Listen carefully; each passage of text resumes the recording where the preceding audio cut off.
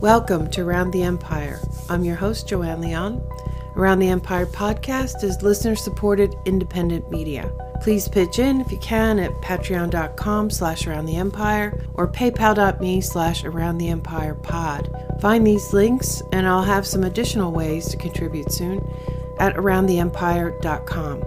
Also, please subscribe to the YouTube channel as I try to build it up in preparation for new video content, and subscribe there at youtube.com/c/aroundtheempire. Sharmine Narwani joins us today to talk about how Western regime change wars are born and raised.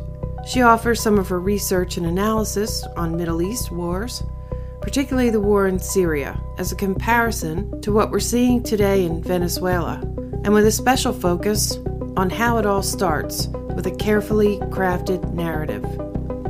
Sharmine is a commentator and analyst of Mideast geopolitics. She's based in Beirut.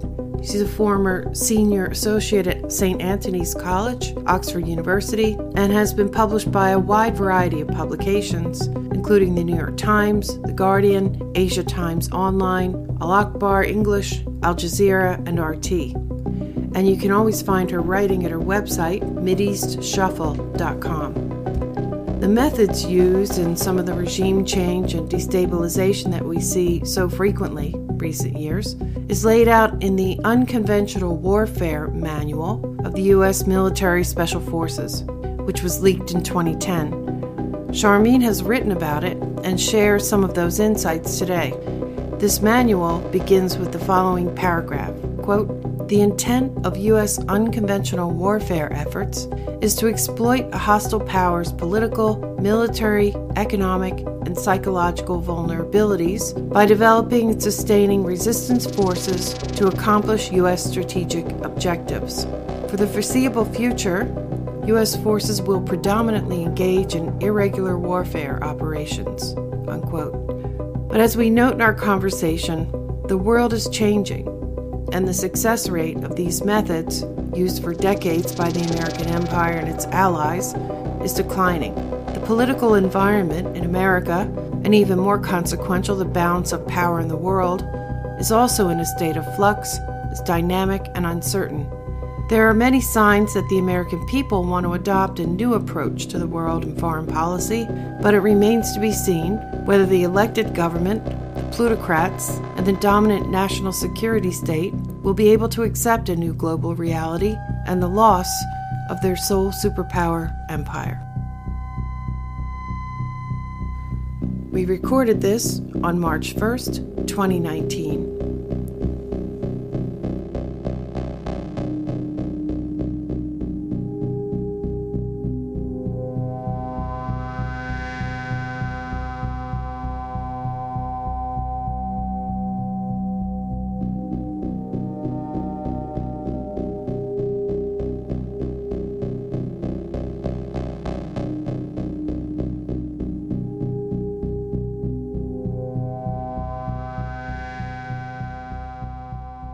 Hi, Sharmine. It's great to see you again, and thank you so much for taking the time to talk with me.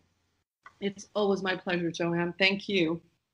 So last weekend, during the February 23rd chaos in Venezuela, and during the staged humanitarian aid, I noticed a lot of my political allies cheering on a Twitter thread by Senator Chris Murphy. He's a Democratic senator in Connecticut.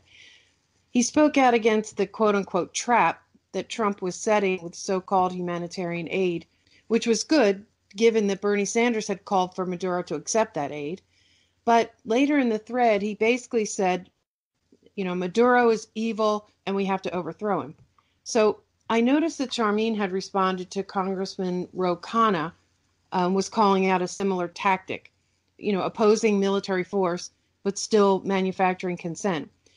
And Sharmine has closely studied the origins of the Syrian war, the U.S. Manual for Unconventional Warfare, and regime change wars in general. And being in Lebanon, literally she lives next door to the war in Syria.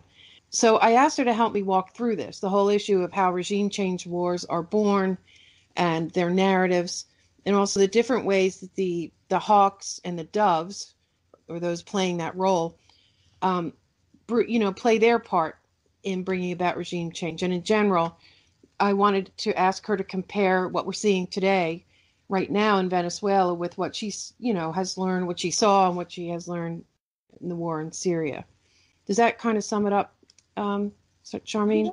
It does. It's a great starting point. I think Syria, I mean, I thought I knew a few things, but starting in 2011, watching the conflict in Syria unfold was extremely confusing because you'd hear one thing in the mass media, and then there would be other smaller things that weren't so publicly apparent that contradicted those narratives in the widespread, the corporate media. Being based here made it easier, obviously, for me to go into Syria and talk to people locally, whether in Beirut or in Damascus or elsewhere, to hear very, very different narratives of what was going on there. And anyways, in the first year, it became so plain to me that this was a war of narratives. And obviously, as a journalist, it's really important. Words are what I work with. Language is what I work with. And to see the manipulation of language to advance military political goals was, quite amazing and unfolding right in front of our eyes. So I actually started writing about narratives a lot since I think early 2012. Because it was very apparent. And I also, by the way, at the same time, started to be heavily censored by the Huffington Post, where I was blogging, to the point where they just stopped publishing all my Syria articles without explanation. And eventually, I think very quietly, a year and a half later, just purged my blog, wiped it off their site altogether. Really? Yeah. So, what I gleaned in that the early part of the war was that propaganda is a frontline military tool to set the scene for what's to come next. So you can't just, no one in the United States would just bomb a country just like that overnight, no explanation. That doesn't happen. First, they vilify their targets, create explanations for why they're so horrible. They use language to describe them. I mean, it's very easy now. The moment the U.S. government calls a country or leader for a country dictator, calls them illegitimate, calls them extremists, first of all, doesn't even call them a government, calls them a regime. I think regime is a very key word. You understand immediately if the United States is pro or against a country based on what you read in the New York Times, Washington Post, and pretty much every U.S. corporate publication. If they call it a government, they're okay with the government. If they call it a regime, they're building a case against it. In covering the Middle East, these words, I mean, not just Syria, but in the Middle East in general, words like extremist, Islamist, hardliners, mad mullahs from several decades ago, mass murderers, genocidal, terrorists, fraudulent elections, that's another quick phrase that immediately sets a narrative.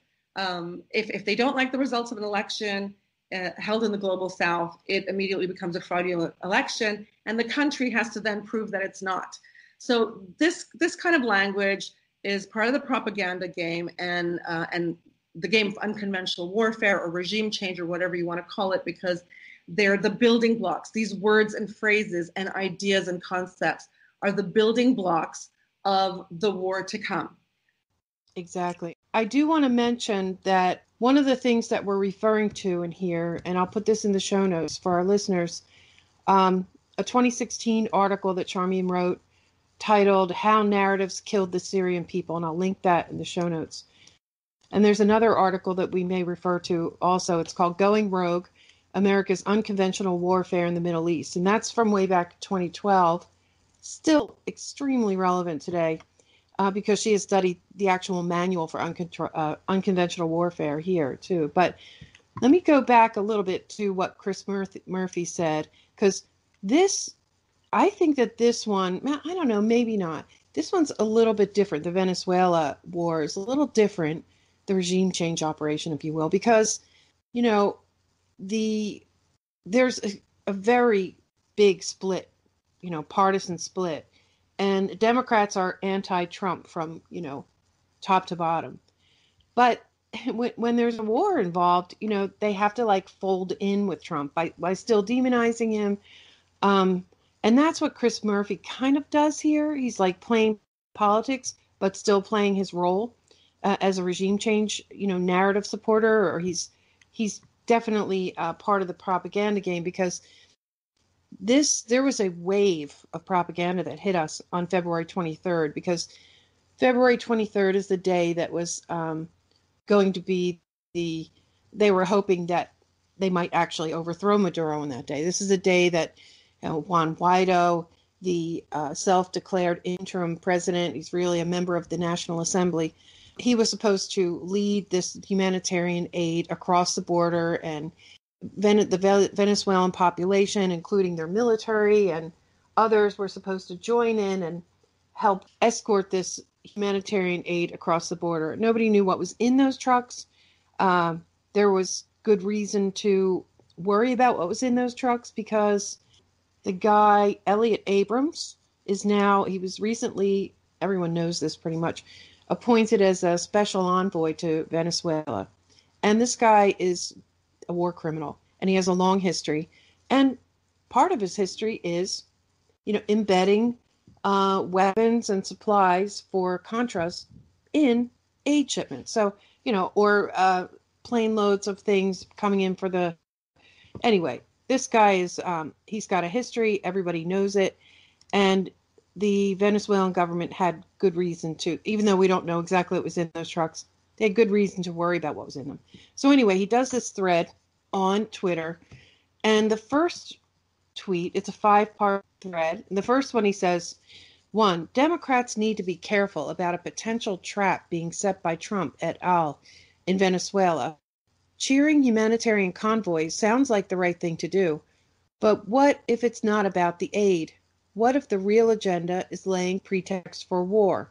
Follow my logic for a second. So this is the part of the tweet, the top of the thread, that a bunch of non-interventionist, left-leaning people grabbed onto, and they were really happy about this because, he was calling out the stunt for what it was.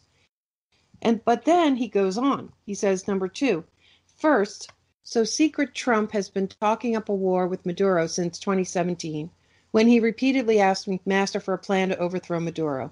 New McCabe book confirms. Now Trump says all options are on the table, and Rubio objects to a Senate resolution that forbids war. 3, I want aid to get to Venezuelans, but let's be honest. Venezuela didn't just lurch into humanitarian crisis. The aid being sent there now is part of a regime change strategy.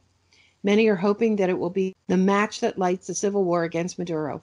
4, Senator Rubio rushed to tweet out reports today of Maduro allies firing into Colombian territory, warning that the United States will help Colombia confront any aggression against them. Venezuela ordered Colombian diplomats out in 24 hours, ramping up the crisis. And then here's the most relevant one, number 5. Maduro is evil, and the U.S. should pursue a strategy to undermine him and prompt new elections. No one can defend what he has done to Venezuela, but it's quite a different thing for the U.S. to incite a civil war with no real plan for how it ends. Sound familiar? So, this last part here, in my view, sort of negates everything else that he said, because this is, as Sharmine has pointed out in her articles and what she's just told us, this is the main pretext. You have to talk about he doesn't use the word dictator here, but plenty of people do. He's laying the groundwork. He's manufacturing consent. And I would say he's targeting what is a pretty strong anti-interventionist faction. I mean, I don't even know if you can call it a faction here in the United States. We're sick and tired of this regime change stuff for a number of reasons. People don't want war. People are sick of regime change, meddling in other countries or becoming the policemen of the world. So I think that Chris Murphy is pretty much just as bad as Marco Rubio. Marco Rubio, by the way, is tweeting out unhinged, uh, bare threats, right? With even with graphics, he tweeted out this side by side picture of Muammar Gaddafi, like when he's alive and well in his heyday, and then right next to it, he literally takes a screenshot from the snuff film, the murder film of Gaddafi, and puts that out and tweets it out. Right? It's a mortal threat. It's a lethal threat. Twitter leaves it up. Nobody knows why, because any other person, would be banned for life if they did it, something 100th as, you know, barbaric as that. So, Joanne, what's interesting is how difficult it's become to oppose war in the United States. So if you're talking about peace between North and South Korea, the media, the pundit class, the Washington elite are shocked by this. They don't like it. If you talk about leaving Syria, removing U.S. troops from Syria, they're outraged. So I think people like Chris Murphy and others, like Ro Khanna and even Bernie Sanders, who's been awful on this on Twitter at least, they feel like they have to throw the war, the war brigade a bone. Oh yes, okay, we shouldn't do this, but he is a horrible dictator and should be removed. Well, who's going to do that? I just want to mention, you mentioned something a little bit earlier. The quote, all options are on the table. All options are on the table is a specific narrative that we've heard over and over again in any kind of combative situation, with a U.S. adversary, a war of words, sort of diplomatic slides, as they're ramping up for war, you name. We have been conditioned to understand all options are on the table means we are prepared to drop bombs on you, okay? In fact, they cannot say all options are on the table. Military option is not an option because the military option is 90% of the time absolutely in contravention of international law. You cannot attack a sovereign state unless you have UN Security Council clearance to do so, or unless you're retaliating to an act of aggression from that state. Okay? You cannot. All options cannot be on the table. There are no grounds for the Trump administration to attack Venezuela militarily. And this whole aid thing was kind of just, a bit of a yawn for me to watch because I've been through all this with the Syrian conflict.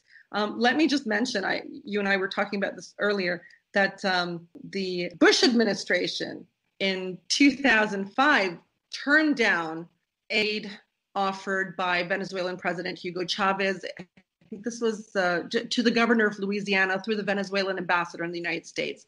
This included mobile hospital units, power generation plants, water purification plants, 120 rescue and first aid experts, 50 tons of food, absolutely rejected by the Bush administration, which, by the way, is the Bush administration's right. The United States is a sovereign state, and it has control over its territories, sovereignty and territorial integrity being the two qualities that underpin the nation-state system and each nation state. So just as Bush could reject the aid from Hugo Chavez, Maduro absolutely can reject the U.S. aid, which, by the way, comes very aggressively on the borders of, well, I wouldn't say an enemy state, but a state hostile to the Venezuelan government and amenable to U.S.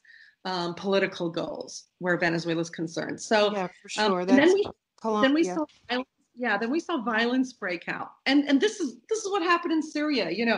They said going back to my article on how narratives kill the Syrian people, I identified four.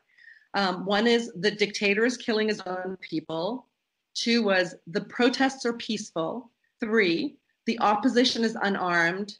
Four, this is a popular revolution. You could use exactly the same narratives as far as Venezuela is concerned, because part of that aid convoy thing was you knew there was going to be an incident. Someone was going to fire on someone would die. They would spin it to be like the vicious Maduro government is massacring people, as they did, But to be quite honest, we saw in Syria, and we didn't even get this information till a few years later.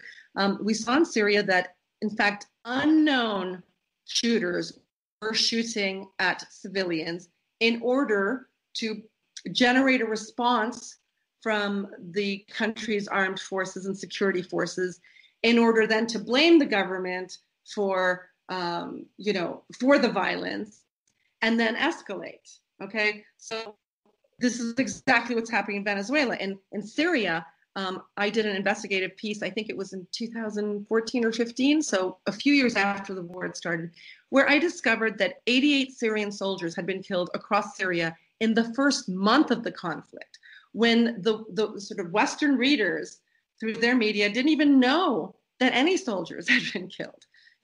So the opposition was armed. Many of these protests were not peaceful. We have instances where unknown people donning security uniforms were firing at protests.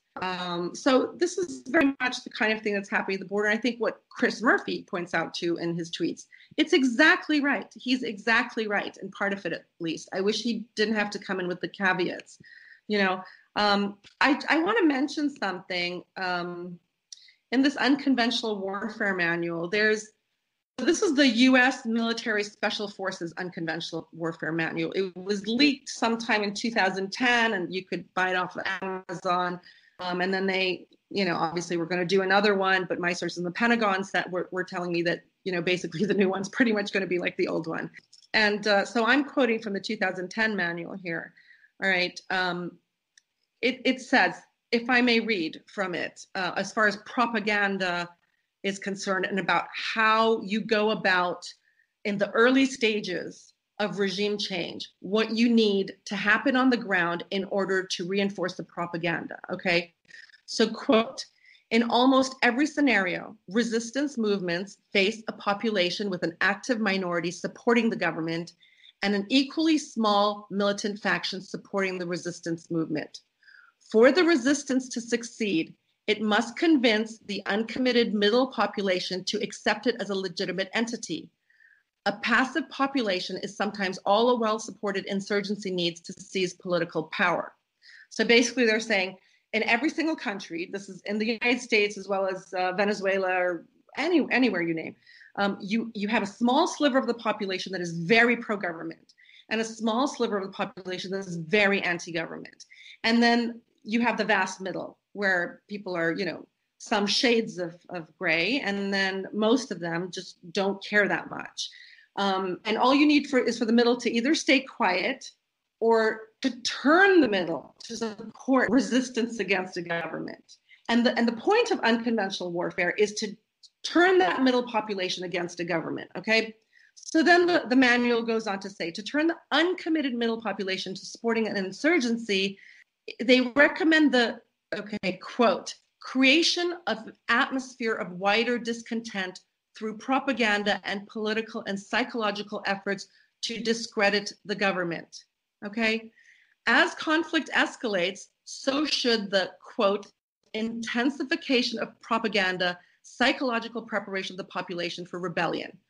First, there should be local and national agitation, the organization of like boycotts, strikes, and other efforts to suggest public discontent. Then at a later stage comes the infiltration of foreign organizers and advisors and foreign propaganda, material, money, weapons, and equipment. So Venezuela is not at that stage yet. We did see that in Libya. We did see that in Syria. And then the next level of operations would be to establish national front organizations. Okay, so like a government, an alternative government, a government in exile, and then liberation movements like rebel armies. So we saw that in Syria, where you had the Syrian National Council. In this case, you have, I always forget his name because all U.S. politicians get it wrong on Twitter. It's not Guido, it's Guaido. It's Juan Guaido. Juan Guaido. The U.S. designated him as the president of Venezuela, and that was that. Okay, a new government existed parallel to the elected government of Venezuela, and so many countries backed this up, U.S. allies, all. And we have not gotten to the stage where we had, like in Syria, the Free Syrian Army, a hodgepodge of militants supplied with weapons from foreign countries across Syria's borders illegally. We're not there yet with Venezuela. So, and then, once you get to that part, it's encouraging the mentoring of individuals or groups that conduct acts of sabotage in urban centers. So this is verbatim from the U.S. military special forces Unconventional Warfare Manual. Now, how and why would an uncommitted and peaceful majority of the population, okay, the middle population, right? Why would they respond to the introduction of violence by opposition groups? The manual actually tells us there's an easy way to spin this one. And this is my final quote from the manual. If retaliation by the target government occurs, the resistance can exploit the negative consequences to garner more sympathy and support from the population by emphasizing the sacrifices and hardship the resistance is enduring on behalf of the people. If retaliation is ineffective or does not occur, the resistance can use this as proof of its ability to wage effective combat against the enemy. In addition, the resistance can portray the inability or reluctance of the enemy to retaliate as a weakness, which will demoralize enemy forces and instill a belief in their eventual defeat. So part of that is basically if, for instance, the Syrian army or the Venezuelan army fired on people, then you could say, look, a violent genocidal government. So we're in the right. If they don't fire on you, you could show that the military is fractured, that they're weak, they're unable to stand up against the population, or they sympathize with the population. There was a demonstration recently in Venezuela where, it was broadcast widely where the army or security forces were standing there, but nobody did anything. There was no violence, and, civilians were going up and hugging them. And that was exactly this, to show the spin on that was the Venezuelan security forces are with the people. But no, in fact, they were just there to make sure that the procession, the demonstration was peaceful. There was no trouble. They were just doing their jobs. Do you see how they spun it? So you can't win. It's a catch-22 situation. And the U.S. government and the planners of regime change have the ability to exploit almost any scenario that develops out of a situation in the country, as I explained now. Yeah, that's pretty interesting. It's interesting that it's right there in writing. And Venezuela has been under, you could say, under regime change operation by the United States for pretty much for 20 years now, since Chavez came into power. And then it they actually did a physical coup in 2002, but that was rejected by the people, demanded to be put back in power, and his military. And so, that coup failed and he was back in power. And then, there were numerous economic sanctions and other, dirty tricks to undermine their economy. It stalled a little bit during the Iraq War. So it was difficult to affect their economy negatively because the price of oil was high. And so they did okay. But in 2014, Chavez died in 2013. Maduro was his protege and definitely nowhere near as strong or as popular as Chavez. But in 2014, oil prices tanked. The country has a lot of, they have a lot of economic problems and challenges to begin with. But the price of oil tanking because they're so dependent. There's such a that's their whole economy, pretty much, the oil. And so now it's been 5 years since then, and we have not that Obama didn't do anything. This is always an ongoing regime change operation, but it was a slow burn, if you will, to cause the population to be dissatisfied and struggling economically, just to set the stage. But for whatever reason, in just this past 2 months, I suppose that they tried to take out Maduro. He claims that there were some coup attempts that failed during this time. But the Obama administration began to ramp the sanctions up, more severe sanctions.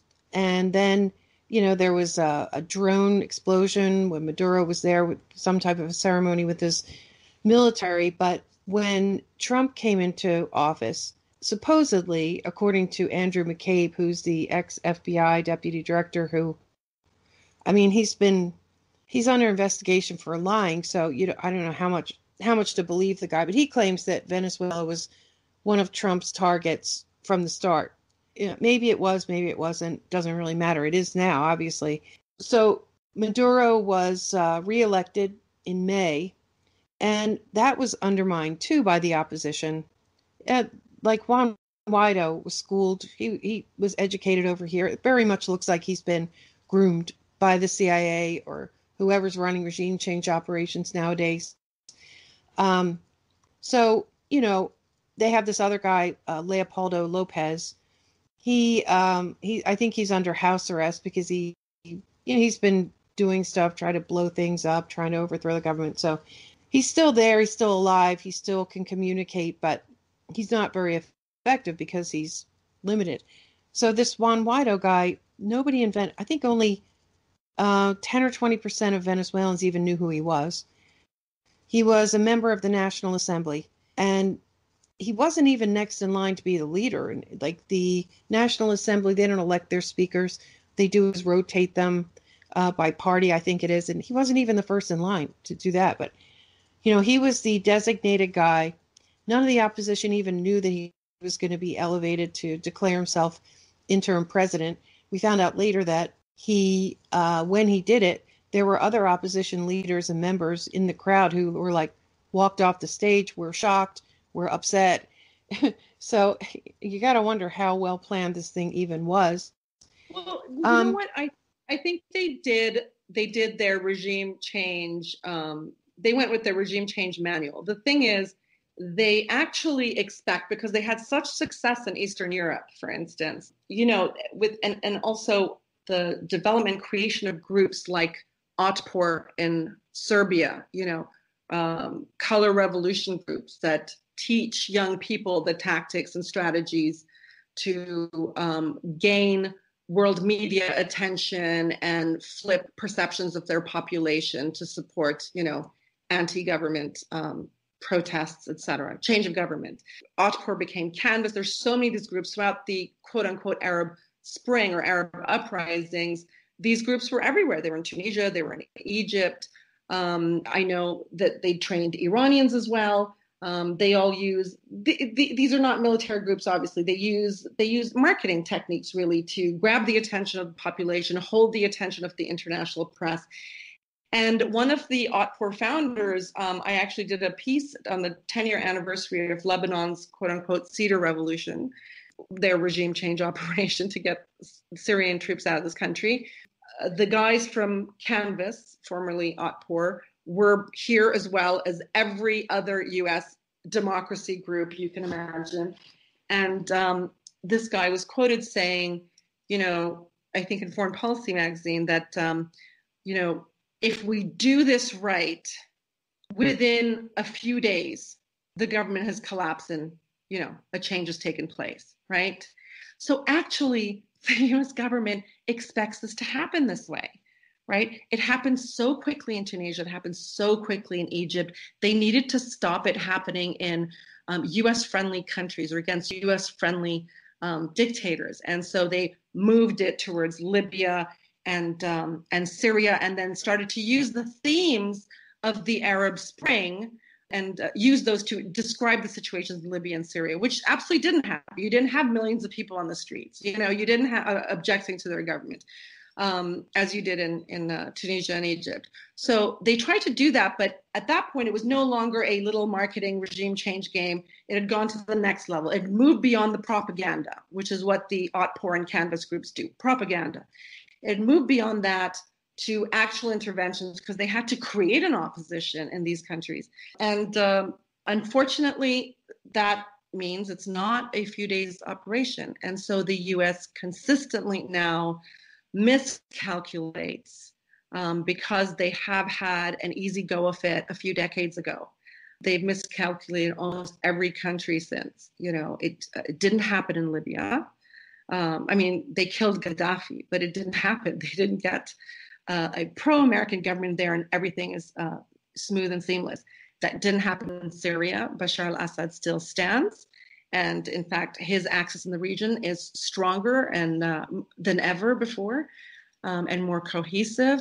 In Venezuela, they expected, just to name a young guy, who actually, I did read an article saying he'd been through the Washington factory. So someone they had selected that did not come out sort of organically out of an existing Venezuelan opposition movement.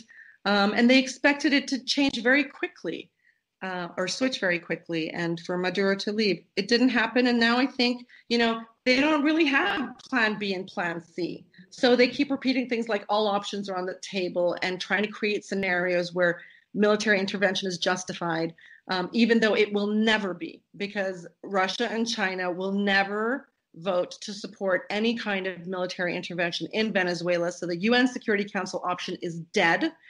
The only other option the US has is Venezuela attacks the United States, which is not going to happen either. So, they're at a loss now. And what's interesting is that the Venezuelan opposition itself, because it didn't happen quickly, is fragmenting. Because as you said, who the hell is this one Guaido? Who is he? Who's this young whippersnapper for people who've been in opposition for a long time? So that will fracture and the US will find it harder and harder. And then we might start to see an intensification of acts of violence in urban areas and against indigenous populations in order to, create anger and turn that anger into anger against the government, et cetera, as they intend to do with sanctions, create economic distress and hope that people will be angry against their government. But that hasn't happened. People do understand. People are not stupid. They do understand. They've done this for ages with Iran and it's never worked. And Iran has become a very self-sufficient, independent country in the process. Right. They seem to be focusing on the Venezuelan military. I mean, it's almost comical to watch, the vice president and Senator Rubio, who seem to be the main mouthpieces. They even had... They're tweeting. Yeah, how could I forget? Yeah. They have like no other means. So they're tweeting using social media platforms for military commanders and the rank and file to defect, and literally if one person in a Venezuelan embassy somewhere switches, and I can assure you this person has been very well paid in to the tune of millions of dollars, because we saw this in the Syrian conflict. And I actually know people who were offered millions of dollars to publicly defect. We have not seen this in Venezuela. We have not seen these defections. And this is pretty much the case in the countries that they failed in. If the military doesn't move against the government, then it doesn't happen. And you can go into civil conflict and other kinds of situations, but the quick regime changes don't happen. It'll be interesting to see how far the Americans push this at a time where I think regular Americans who expected Trump not to engage in wars start to, question. His arguments when he was a candidate was, why do we spend $6 trillion in the Middle East?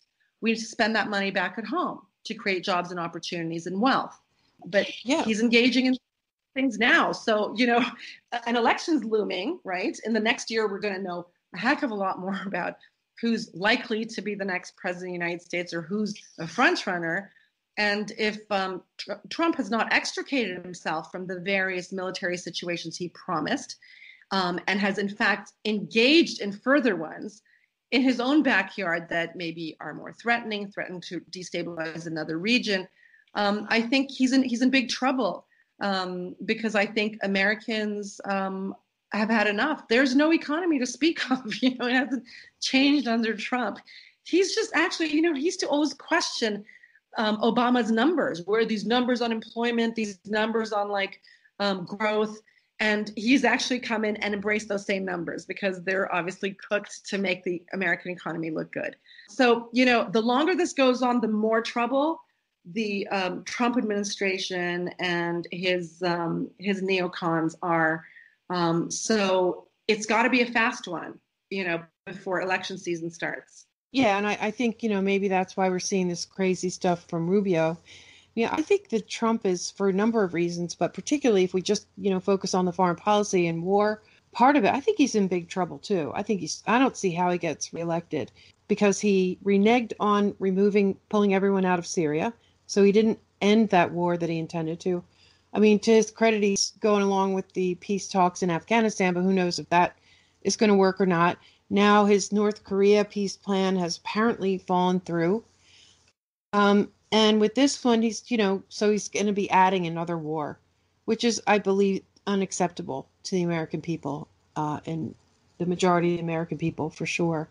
I think Americans want to vote anti-establishment still. I think that's the only reason Trump won, to be honest. I think polls also suggested that if Bernie Sanders was the Democratic candidate against Trump, that Brown would have won. Just, again, another anti-establishment candidate. I think Americans still want that. I do think Trump has some ability to spin his foreign policy into successes for a very ignorant American consumer population, meaning consumers of news, right? Where they get sound bites and very high level stuff and don't dig deep. So he can say, I brought the Koreas closer than anyone else together to forge peace and, denuclearization. No other U.S. president had gotten that close. I tore up the Iranian, nuclear deal. I'm building a wall. All the key things we remember from his campaign promises, he's actually like a maniac going after, because his base will be satisfied with those. They're not going to necessarily look too deep. He has more or less, or is more or less, withdrawing from Syria, the Afghanistan. I don't think he cares at all what the end result of Afghanistan is, even if it's to the detriment of U.S. foreign policy, because he'll just use it to spin his way to a re-election by saying, look, I got us out of Afghanistan. I do think he has things he can show that align with his foreign policy promises when he was a candidate, that can at least keep his base. Okay, I do think a lot of the independents may move on, but only if they have a much better option. And who is the better option on the Democratic side? That's really got to be scrutinized carefully. None of the establishment folks, for sure, right? People like Tulsi Gabbard are being very underplayed, and she's not getting a lot of media attention except to bash her about her visit to Syria. She is the only anti-war candidate there. And I mean, not even Bernie Sanders. She is literally the only anti-war candidate there. But if she just doesn't get airtime, what chance does she have? I saw a tweet from Elizabeth Warren. Yes, today that was interesting. I can't remember the nature of it, but I thought, oh my goodness, this is something different. People like her can still surprise. Bernie sounds worse than he did last time. He sounds more like Hillary this time to me. He's walking a very careful tightrope this time, where he was more bullshy in 2016. So, Elizabeth Warren has shown herself willing to go up against the establishment on issues she cares about, obviously finance reform, Wall Street reform, that kind of thing. But if she comes out hard on the war issue and U.S. foreign policy, that could make her a real player. And I say this not because I know a lot more about her other than her Wall Street, hearings and stuff, but because she seems to be willing to buck trends the way Tulsi Gabbard is. But I don't see anyone else there. So, I mean, in order for Trump not to win, I think you need someone who, on the Democratic side, who chucks off establishment thinking. Unless, of course, I'm completely wrong. The American public want anything normal. And they're going to be wrong, though. If they choose normal establishment, it's just going to be more of the same, what existed before Trump, which, I never blame Trump for the ills of today, because I believe Trump is the result of everything gone wrong. I don't think he is the one who created the mess.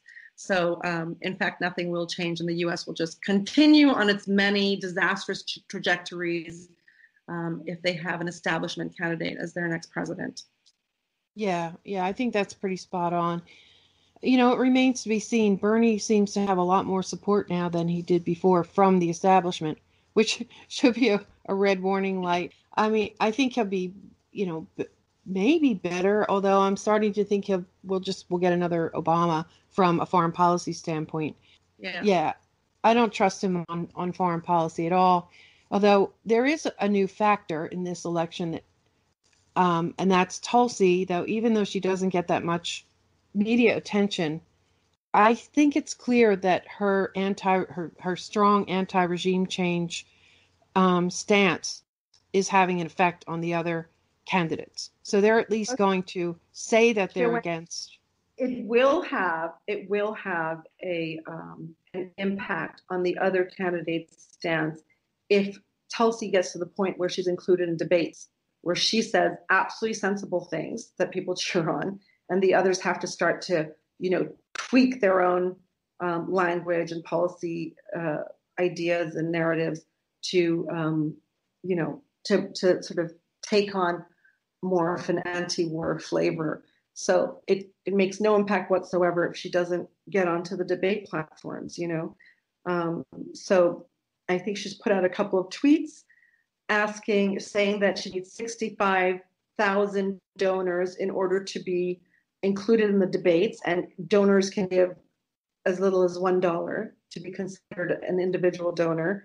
Obviously she's not doing anywhere near Bernie Sanders, who raised $6 million in the first 24 hours from goodness knows how many donors. So, she's still pushing forward. I think it'd be very good if Tulsi Gabbard were included in the debates. We need that kind of voice. It is a very popular voice in the United States, and one that is being very much ignored by the establishment and the media as well.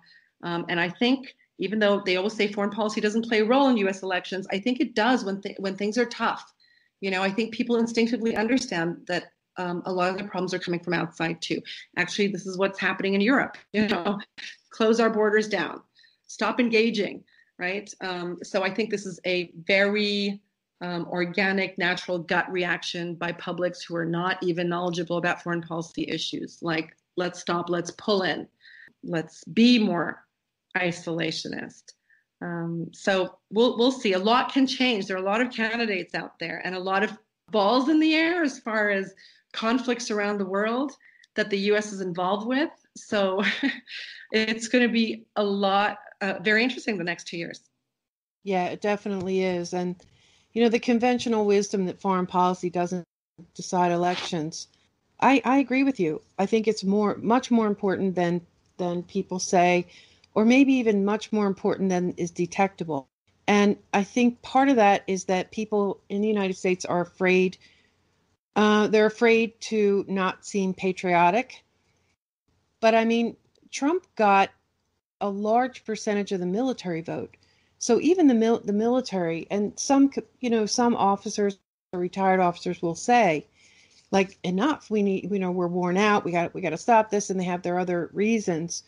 But, I don't think it's an accident that he got that support, and because he was a non-interventionist. Now, back to Chris Murphy for a minute. Do you have a few more minutes to continue this? Sure. Yeah. Okay.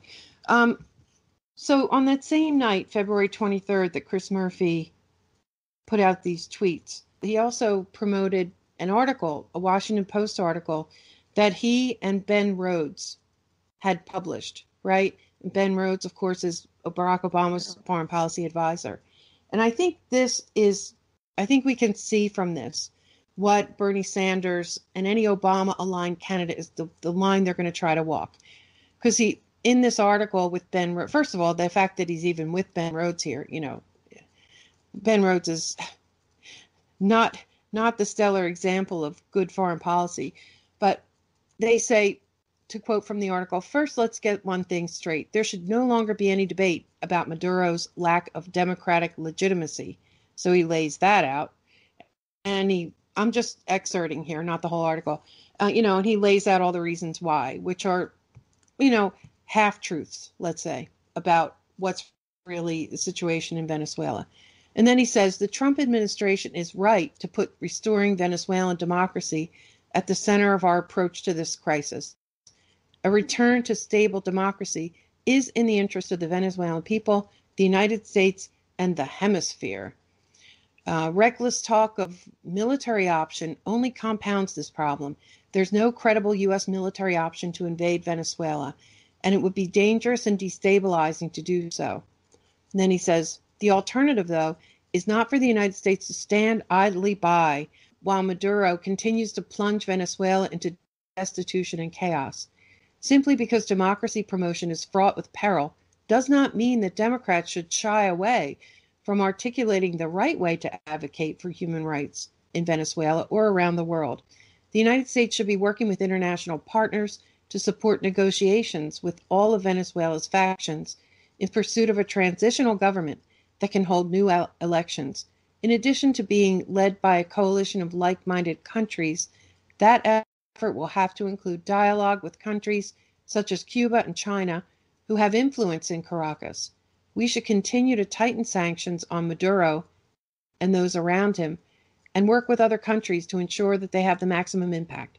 We should also be working in forums that this administration has abandoned, the UN Human Rights Council and the International Criminal Court, to further isolate Maduro and open new avenues for accountability.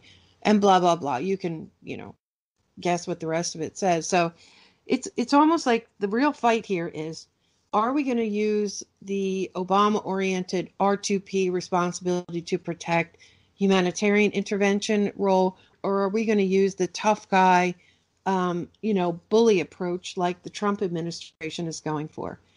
I think that Trump, maybe he did say, yeah, let's go and take Venezuela's oil or whatever, but I seriously doubt that he was too gung-ho on, starting another regime change war. But he was, a lot of the neocons, particularly Elliot Abrams, he refused to allow him into his administration before because he's holding a grudge. They were never Trumpers during the 2016 campaign, and he hated them. And now he's letting them into his administration. And I find it curious that at the same time that this is happening, his Russiagate problems are going away.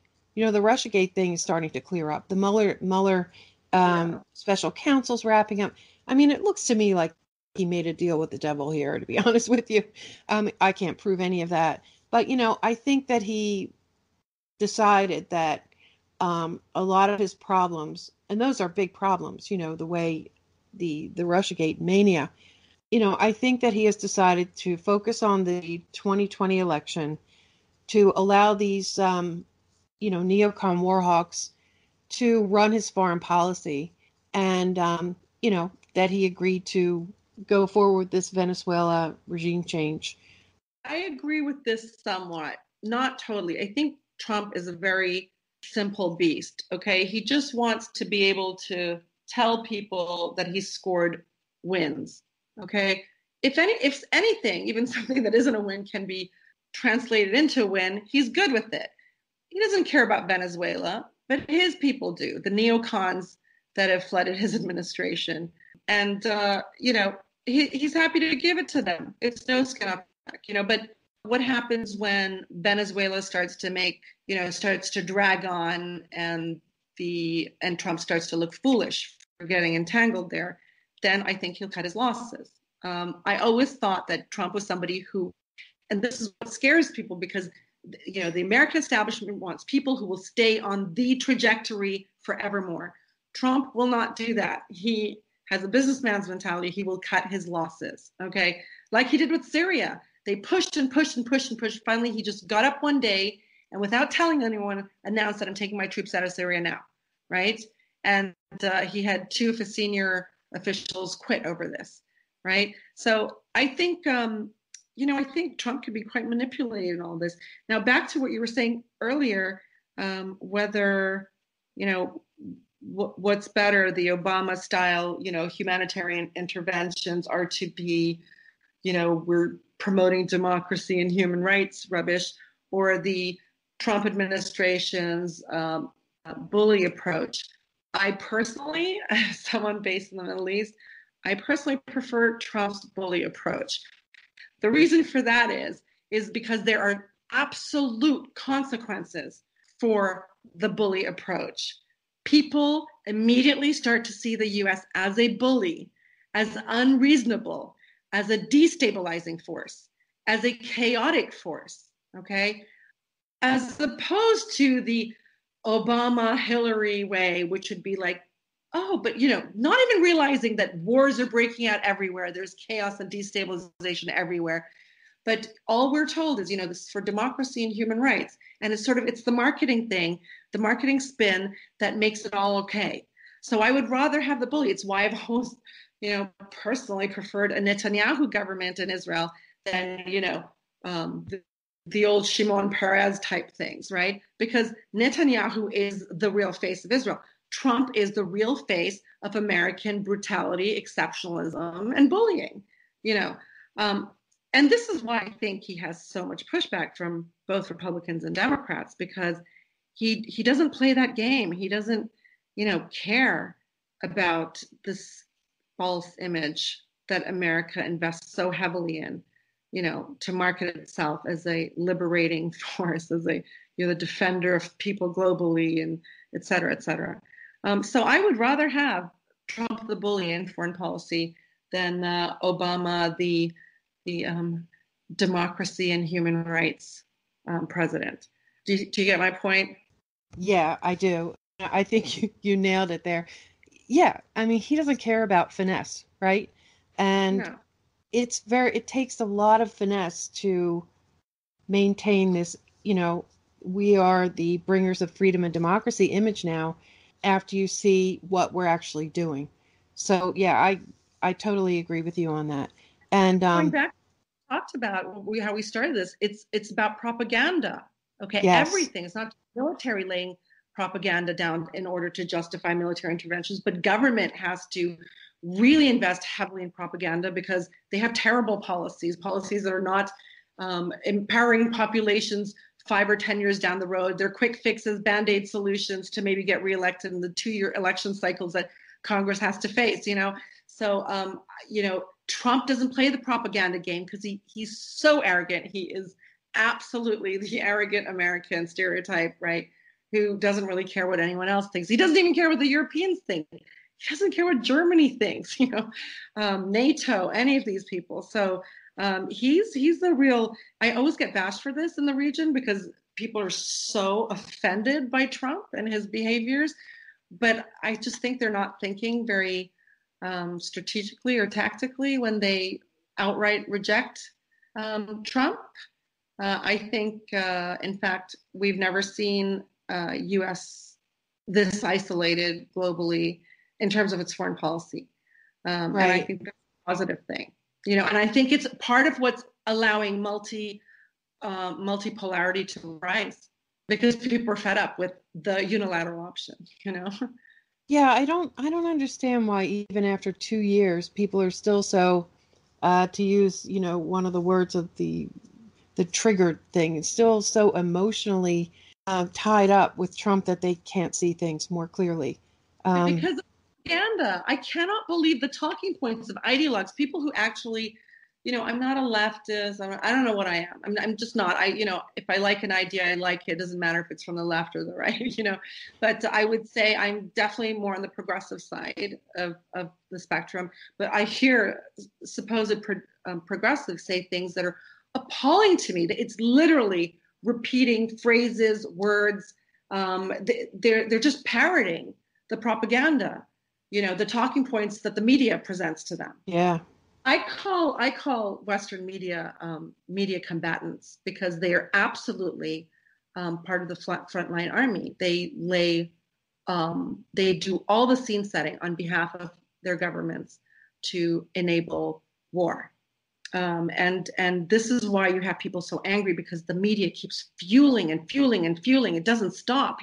Even when it gets to the point where, as a journalist, you look and you go, there's not one source in there. There's not one fact check in this article. How are they publishing this? They do, because it's a free for all. There are no breaks on what the American media can say anymore if you're on the side of the war industry. You can say anything. You don't have to. There's no standard of journalism if you're promoting war in the United States today. Yeah, and just when you think that it's gotten so crazy that it couldn't get any more crazy, it does. It gets even worse. I've never seen anything like this in my entire life. I don't know. I don't know where this is going to go, but it's not effective. Well, in some ways it is effective. I just saw a poll that said I guess the question was something like, which country's our biggest threat? And, the favorable and unfavorable polling against Russia. And it's more negative now than it was even during the Cold War. So it's just, which doesn't really surprise me, since Stephen Cohen's been warning about that for several years.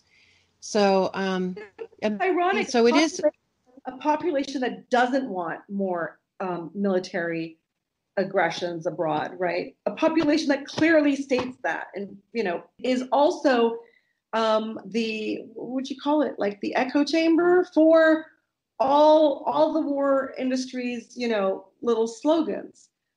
You see this contradiction all the time from people who really don't want troops abroad, but then they're like, yeah, we're gonna show Maduro.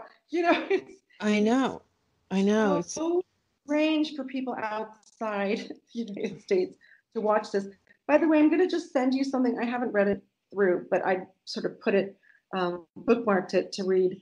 The Eurasia Group Foundation, and this is something that popped up in, I think, a Time magazine article, a poll that reveals the American public does not support military intervention. It's a relatively new poll, that this is lessening, et cetera. So it goes back to our discussion about do Americans actually vote on foreign policy issues? There's some kind of innate gut thing they have that makes them vote on the basis of that, but we haven't quite framed what it is specifically. So I'll send you this in case any of your listeners want to read about what the American people think most recently. Yeah, that would be good. And I think that the war party, the war machine, whatever you want to call it, is so powerful right now. They're not inclined to, I think the reason we don't know very well is that they're not inclined to poll that in a way that would make it clear just how anti-interventionist Americans are. So yeah, I'll include that in the show notes too. And I've taken an hour of your time. I really shouldn't take any more. Though I'd love to continue this conversation. Maybe we can pick it up again after some more things happen, because there's just so much to talk about, and there's hardly a more relevant topic, I think, right now in the world. Oh, Joanne, it's only going to get more interesting, because we're having like the two poles in the world right now fighting in so many theaters. And I don't just mean military theaters, but like who controls the world's networks on finance, or basically how to upend U.S. control of all the world's networks, whether it's shipping or finance or telecommunications, internet, et cetera. And they're happening in so many theaters, and something's got to give. And I really think these less than 2 years now until the U.S. elections are going to be quite amazing for reporters who are genuinely interested in these trends. I think we're going to move so quickly, and things will happen so quickly, and masks will drop so quickly, that it's going to be a really, really interesting time for commentators like yourself. Right, for us. And speaking of independent media, which you did in your article, it's not only going to be an interesting time for the establishment media, but it's going to be even more interesting for independent media, because we're the ones who are willing to talk about it straight up, and they're making a channel for us. They're causing a demand for us. So Well, this is why they're trying to shut us down, because people are getting access through various internet platforms and social media platforms, getting access to information. Twitter and Facebook democratized the media, and now they're trying to strip us of those. That I can be read as many times as the New York Times article if I'm writing about something interesting and topical, and I'm fleshing it out in the way that resonates with people. I will be read as many times as the New York Times article. So we're coming out lower on keyword searches. We're not able to publish on Facebook and sometimes on Twitter anymore. So I think we're going to see that war intensify too as we get to the next U.S. elections. For sure, definitely. Yeah. Why don't you tell people where to find your work and how to support you, where to find you on social media and all that? I'm on Twitter, very active on Twitter, and a little bit rude on Twitter, I should warn you. Well, it's, I've kind of found my other voice, my not so polite woman voice. Really, it's brought out I'm with you on that. The bullshit ranting, I'm going to tell you, I'm going to call you out kind of voice. So I'm on Twitter, very active there at S. Narwani. And I also have an archive for all my articles. It doesn't matter where I publish them. And that is on mideastshuffle.com.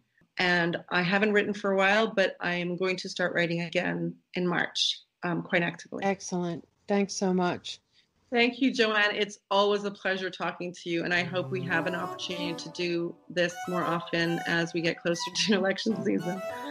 I would love to, and thank you. I really appreciate it, and I'll talk to you soon. Okay, take care. Okay. Bye. Thank you for listening. Special thanks to Sharmine Narwani. Follow Sharmine on Twitter at @snarwani. Find her work at her website, middiesshuffle.com. The Around the Empire podcast is independent media. Your support is really important. If you can, please pitch in at patreon.com/aroundtheempire or paypal.me/aroundtheempirepod. You can find these links on our website, aroundtheempire.com. The syndicated audio podcast has been the main focus for Around the Empire. That's where most of our traffic is. We're on all podcast apps like iTunes, Google, Spotify, Stitcher. So subscribe to us there if you like us, and leave a good review. It helps with ranking and visibility. Going to do some improvements, new kinds of content this year, including video content, live streams. For this, I'll need to hire some help. Also need to build up the YouTube channel. So if you can, go over and subscribe at the YouTube channel, youtube.com/c/aroundtheempire, or just search for Around the Empire. That's free. And also, for the individual videos, please hit the thumbs up icon to like the individual videos. Follow us on Twitter at Around the Empire, and we'll see you next time. Take care, everyone.